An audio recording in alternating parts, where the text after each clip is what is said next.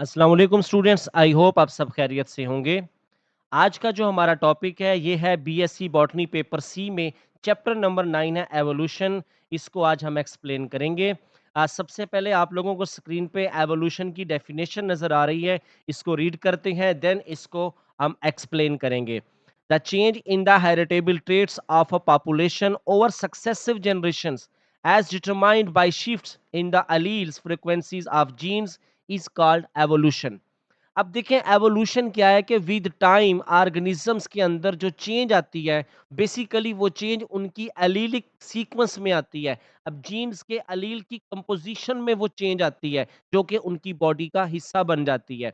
और जब ये उनकी बॉडी का हिस्सा बनती है और ये जेनेटिक चेंज जब अगली जनरेशन में ट्रांसफर होगी, उसके बाद उससे अगली जनरेशन में, यानी जनरेशन टू जनरेशन जब ये चेंज पास होती है, तो ये ऑर्गेनिजम्स के अंदर चेंज लेके आती है, उनकी बॉडी फीचर्स में, बॉडी कैरेक्टरिस्टिक्स में ये चेंज लेके आती है। और इस चेंज आने के प्रोसेस को हम लोग क्या कहते हैं? एवोल्यूशन कहते हैं। देखिए बेसिकली एवोल्यूशन एक ऐसी चेंज है जो हेरिटेबल चेंज हो, अगली जनरेशन में ट्रांसफर हो, ऑर्गेनिज्म की बॉडी में चेंज लेके आती है। और इस तरह की जो चेंज होती है बेसिकली क्या करती है, हमें अगली जनरेशन में नजर आती है। All contemporary organisms are related to each other through common descent. It is a product of cumulative evolutionary changes over billions of years. अब ये जो एवोल्यूशन है ना, ये नहीं है कि भाई एक जनरेशन में चेंज आ गया और हम उसे एवोल्यूशन का नेम दे दें, बल्कि एवोल्यूशन तो एक सक्सेसिव चेंज का नेम है।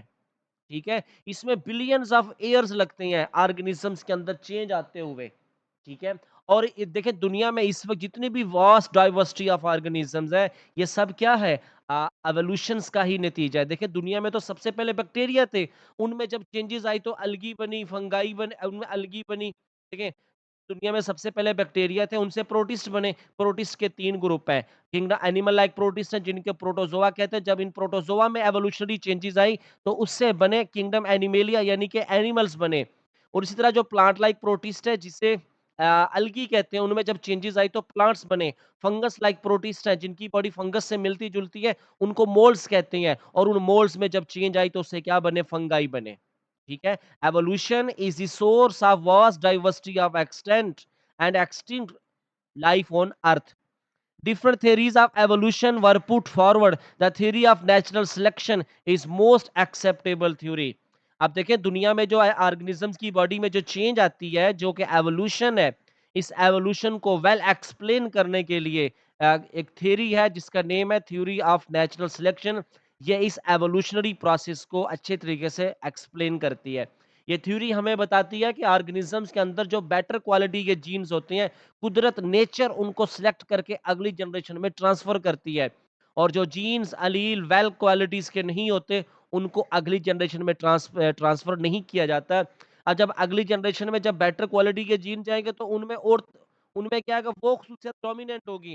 उससे फिर अगली जनरेशन कई 100 साल के बाद ऑर्गेनिज्म के अंदर ये चेंजेस, इतनी मेजर चेंजेस हो जाती हैं, इतनी मेगा चेंजेस हो जाती हैं कि वो जानदार अर्ली स्पीशीज जब ये एवोल्यूशन स्टार्ट हुई तो उससे क्या हो जाती हैं? ये डिफरेंट हमें नजर आती हैं।